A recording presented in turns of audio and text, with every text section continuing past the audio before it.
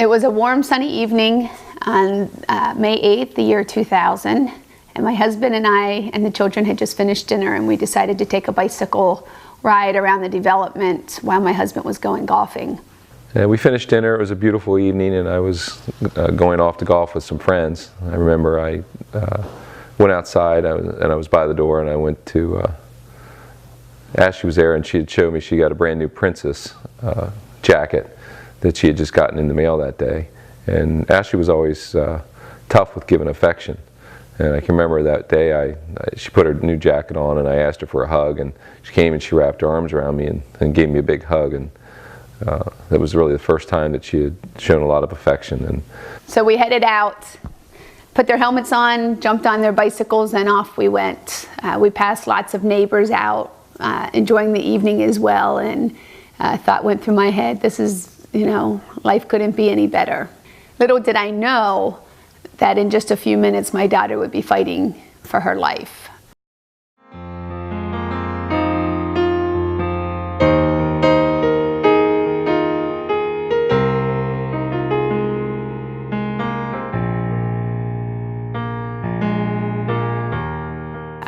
We had turned the corner and headed down the hill. It was a hill that Ashley had taken several times before on her own. So as we started down the hill, Andrew was leading, and then Ashley was on her bicycle with training wheels, and I was actually on a bicycle and had Michael riding in an infant seat behind me. And Ashley's bicycle picked up a lot of speed going down the hill, and she lost footing on with the pedals. And they kept rolling faster and faster as she did down the hill. She wasn't able to get a hold of the pedals and put on the brake as she went down the hill. She ended up colliding with a truck that was sitting at the bottom of the hill.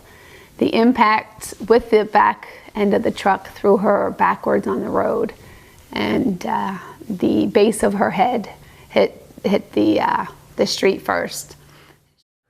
We weren't that far into the game, a few holes into the game really, and I got a call from Rose, my wife, and it was just a call. I picked it up and I answered it, and all she said was that Ashley had been in an accident, and I asked her, was she okay?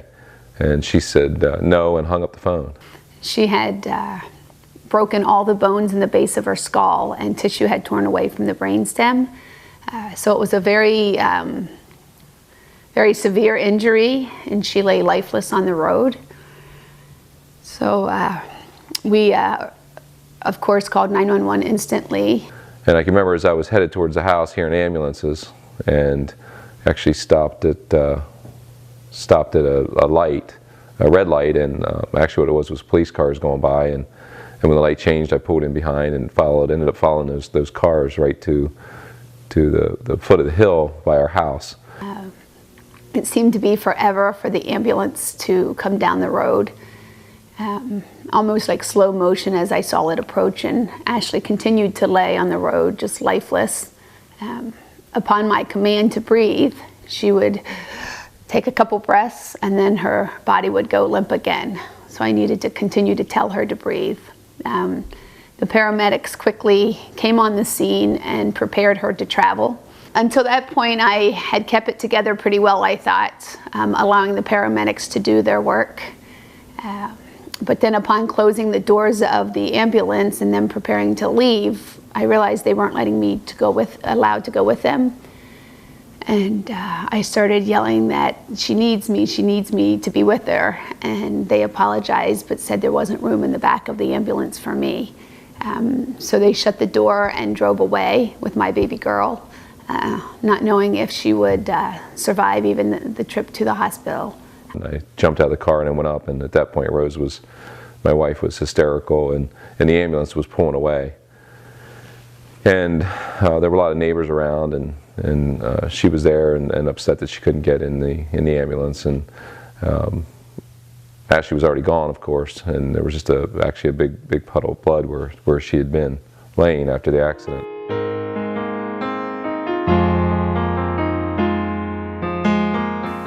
So a neighbor got us in the car and took us to the hospital, headed to the hospital, and was only about 15 miles, but it seemed like it took an eternity. It took forever to get there. The ride there was very, very quiet. Not a whole lot being said. I was doing just a lot of praying. It was hard to even get anybody on the telephone because everybody was outside enjoying the beautiful evening. Two people I got a hold of was somebody from my church, and I asked them to pray for Ashley. And then I also was able to get a hold of my mom and told her to please meet us at the hospital, and that Ashley had had a severe bicycle accident, and just asked her if she would meet us there. We pulled up in front of the emergency room, and as we were pulling up, some other people, and I can just remember, I don't know who all came out, but I remember them coming out, a pastor coming out, and of course I really didn't know. I didn't know completely how bad she had been, and I just remember that it was pretty bad at the scene, and from what Rose had told me, and then I remember the pastor coming out, and I just was afraid that he was going to tell me that she hadn't made it. They took us in and took us to a room to sit, and we waited and waited, not knowing how she was, and then finally the surgeon came in, and actually was one of the best surgeons in the field, had been on duty that night, and had been working on her, and he came into the room, and though he was a fabulous surgeon, his bedside manner was very was straight and to the point. Gathered us in a room and had just shared that Ashley did indeed have a severe brainstem injury, and the tissue had torn away from the brainstem, and with an injury like that, the chances of survival is very, very slim. He said at that point that he would not talk anymore this evening to us, and that he would come back in the morning if she survived. I broke down at that point, and I guess that was really, when reality completely set in, and of course started to pray, and then had some support of some family. We waited there for a long time, and then they finally, I believe they told us that they were going to be bringing her out of the emergency room and taking her up to intensive care, and we were standing in the hallway up near intensive care for children when they wheeled her by, and I just remember that just a lot of people, you couldn't even hardly see her. It took several hours for them to get her situated in a room before they would let us in to see her. And when we did go in and see her, they had tried to prepare us for what we would see and told us that it would be really tough to see her. But upon walking in and seeing her laying there, she was my little girl. Really didn't have a cut or mark on her, but just pretty much laid there lifeless, other than the respirator keeping her alive and all the equipment. It was several weeks of that, and the pressure's going up, and them relieving pressure, and just not knowing. They told us at any time, we just didn't know whether she was going to be there the next time he came back to the room. So the doctor was quite surprised in the morning when he came back and found that she had lived through the night. And at that point, he gathered my husband and I together again and said that that she did survive the night, but the 24 to 72 hours would be very critical, that we could lose her at any point, that the swelling could increase at any point during those 72 hours to the point that they would not be able to contain it. We would take turns by the bedside.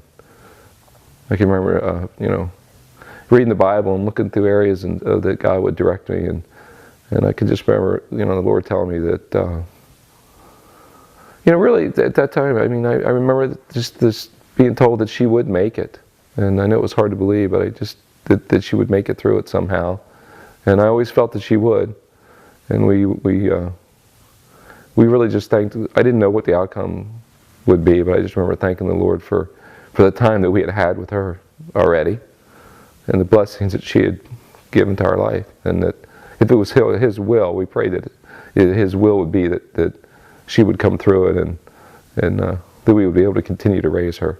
She did survive those 72 hours. Ashley was in a coma for 14 days, hooked up to life support, a ventilator, and they were using every bit of machinery possible to keep her alive.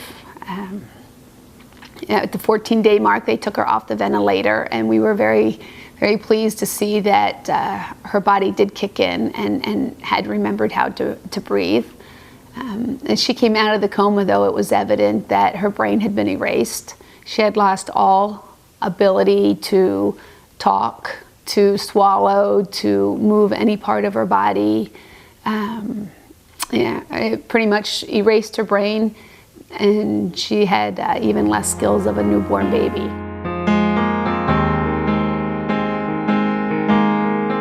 After those first 2 weeks, she was moved downstairs to the rehab floor, where she would start extreme therapy.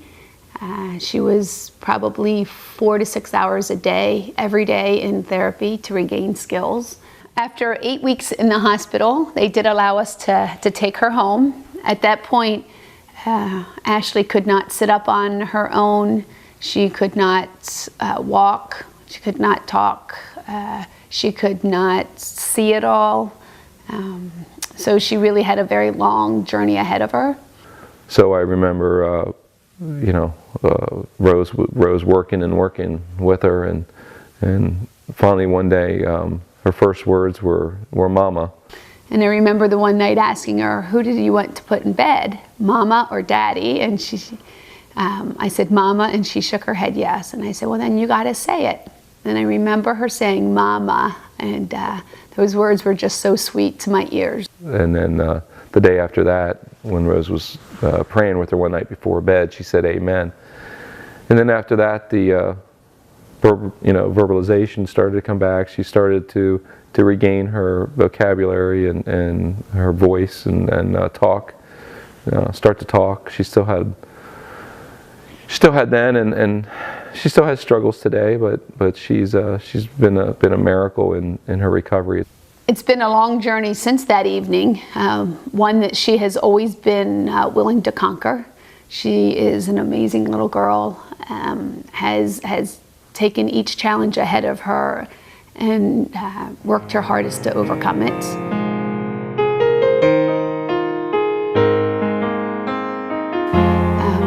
She's a very normal girl in that she, loves to play the Wii. She has chores around the house. She's very independent and taking care of herself. She gets up every morning and gets on the school bus like every other child. And she continues to have challenges ahead of her, obstacles that she is determined to overcome. Some a little more difficult than others, but nonetheless ones that she's willing to take on. So she is a sophomore in high school right now, and her main disability would be that she has a cortical vision impairment, which means that her eyes take in the information, but her brain doesn't process it. She has ambulatory vision in that she can get around and go places on her own. She doesn't need someone to guide her, but at the same time, she doesn't see detail. Well, I think one of the biggest struggles for me is to watch her want to be a normal. What is normal, I don't know, but in her mind, what a normal sophomore in high school would be, and have friends, and hang out, and just all the things that a sophomore girl would do, and though in her mind she is normal in all those ways, she's come to realize this last year, I think, that it's just a real challenge for her to fit in at times with some of her disabilities, even though she doesn't want to feel that she has them. Part of her brain is a normal 15-year-old adolescent, wanting to hang out with friends, wanting to go places and just be with her friends. The disability side, though, of her life sometimes interferes with that. So I think watching her right now has been a very difficult time for myself, watching her to accept who she is and find joy and treasure in that. I don't really remember anything, just what people had told me. So my vision is not that good. I started with it to book on tape. I like mysteries a lot, like fiction, and I like a little action. Even though it's been a long 12 years, there are a lot of good that came out of it. Like, I get to tell people about what God did through my activity.